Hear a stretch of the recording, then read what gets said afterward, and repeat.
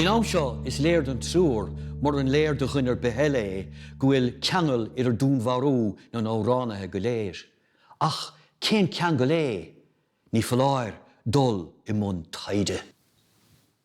Gáin siad go dtí an chartlan cheoil chearnóigh bhuirifin agus gáin óan I mun taide.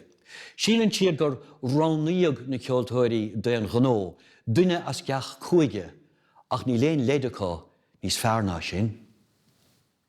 Iran ón chliana tríle bhaintas cartlan reinmhéile de séireann I goláis na hoscaile baile clia chomá. Agus bailach chamachta bualan na telefón.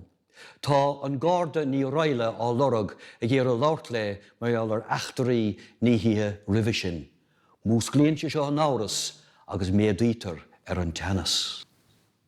Ach, ní léon torra techt taide óin.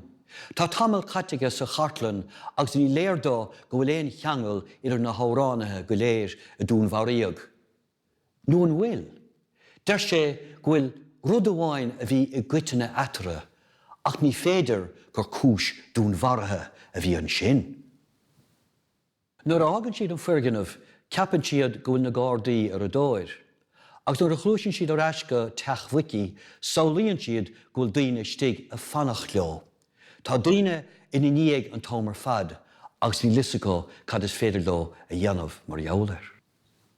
Scaoileann ón chutha an taon físóil se tá ggé go bhfuil éon bhahas leis dar leis. Na ceoltóirí go léir a dún bharíog, cheol siad óráin de chud chaithil bhuí bhí geola gona. Is æt agus is díomhair an písa óla sé, ach sí an taonrad a bhain atá có. Dúinne na léthóirí, is léir go bhfuil buint mhuairg bréifne 65 agus an sagart tír san 8 leis an scéal.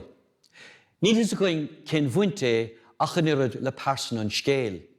Ach sé gnó an scéal agus cuaram an scéal agus gluaiseacht an scéal festa an méid sin a réiteach dúing.